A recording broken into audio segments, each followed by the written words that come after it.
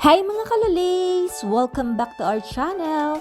For today's video ay nandito ulit kami sa Bonwealth Nature Farm. At yun na nga't namili na kami ng aming babaunin. At talaga nga namang napakamahal na ng mga bilihin. Niluto na ng aming chef ang aming babaunin. For the go na mga person. Hi mga kalalays! Ngayon namin isa-celebrate ang birthday ni Dave. Kaya naman ay pupunta kami ngayon sa Bonwealth Nature Farm. Ito ang aming favorite na farm dahil kumpleto at maganda. Say hi, baby! Hi! Subscribe! Yan. Follow! Napaka-supportive. 10 years old na ang aming baby. Where's Kuya? Nagtatago. Tapos, may kasama kami ngayon. Yes! Aming pusa.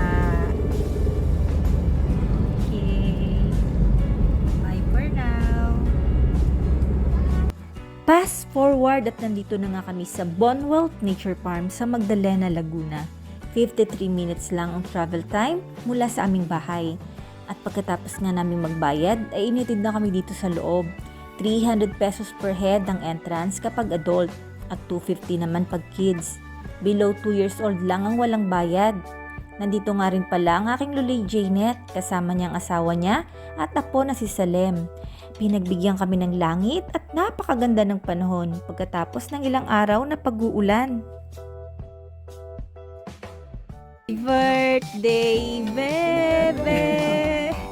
Happy birthday, Bebe! Ay, tatlo lang ang bisita niya. Happy birthday to you! Happy birthday! Kantahan mo muna si Kuya, dali! Bebe! Wali, apat ang bisita mo kasama ang pusa. Ang juicy niya! Kain ka muna. At pinauna ng pakainin ng aming bisita. Ayan. Yung namatay, yung pinaka-head face. At wala nang patumpik-tumpik pa at dito na agad kami sa exciting part. Saktong alas 10 ng umaga kami dumating dito.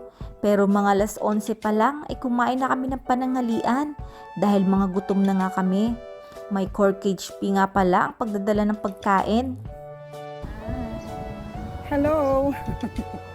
Hi mga kalalays, nandito kami sa Bonwealth! Nature Farm. Yan, ang ganda ng farm. Ang ganda ng view. Ay, parang yung view natin.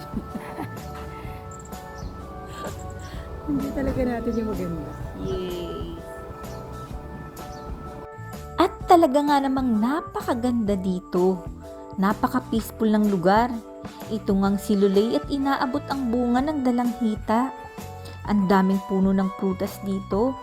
Kahit saan ka tumingin ay luntian ang kulay ng paligid. Bali, pangalawang balik ko na ito dito. Ang dami ring puno ng rambutan. Ito ngang silulay at mukhang may masama pang balak. Maaari din nga pala kayong mag-sky bike at giant swing. Meron ding ATV at mga water activities. Meron din silang restaurant pero hindi ko na nga natikman ang food nila dahil kumpleto ang dala namin from lunch to merienda. 200 pesos per head ang cork cage fee kapag nagdala ka ng sariling pagkain. Pero binigyan naman nila kami ng discount. Maaari din kayong mag-overnight. Meron silang tinatawag na campfire package. Kasama na sa entrance ang swimming pero bukod ang bayad ng ibang mga activities. Ang daming bunga ng siniguelas. Pero sabi ni Lulay, hindi daw yung siniguelas, kundi bitungol. Ay hindi ko alam kung anong bitungol. Para sa akin ay siniguelas yan. Siyempre, hindi namin palalagpasin ang pagkakataong ito na makapamitas.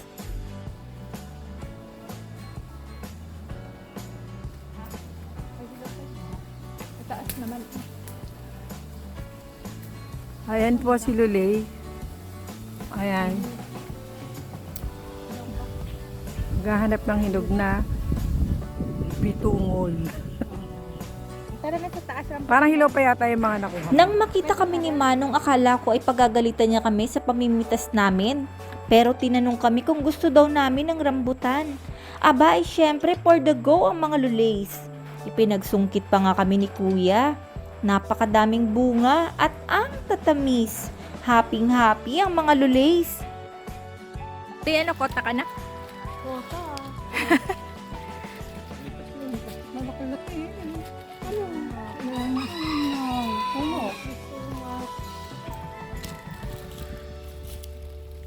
Yan. Thank you po.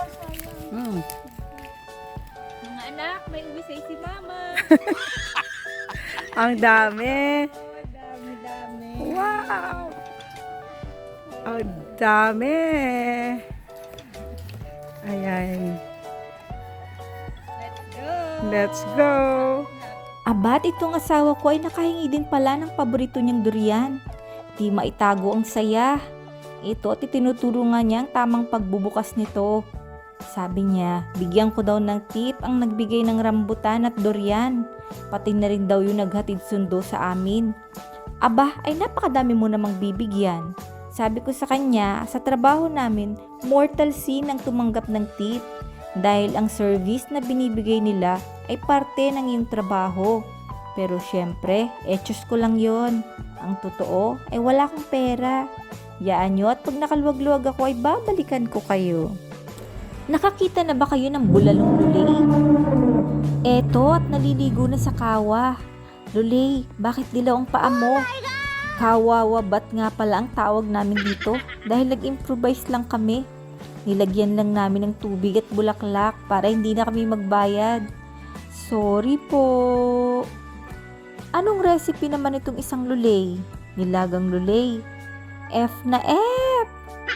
Sa totoo lang ay talagang nakaka-relax ang maligo sa mga bulaklak. Lakas maka-feeling Reyna. O siya, pagbigyan na. Luto ka na ba?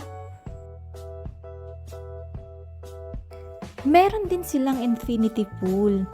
Hinintay muna naming wala ng tao bago kami naligo dito. Napakaganda talaga namang nature na nature dahil overlooking sa farm.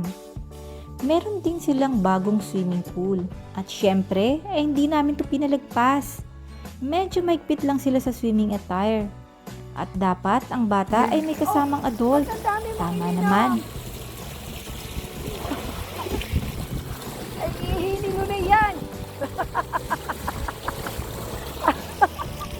Hindi na namin nagawa ang iba pang activities dahil kulang na sa oras. Hanggang 4 PM lang ang day tour. Pero ganun pa man ay hindi matatawaran ang saya naming lahat.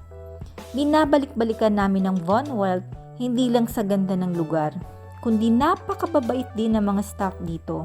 Simula sa reception area, sa tagahatid at sundo ng guest, maging sa lahat ng mga tauhan dito na nag-a-assist sa mga activities. I believe that without memories, there's no life, and that our memories should be of happy times. Thank you for watching.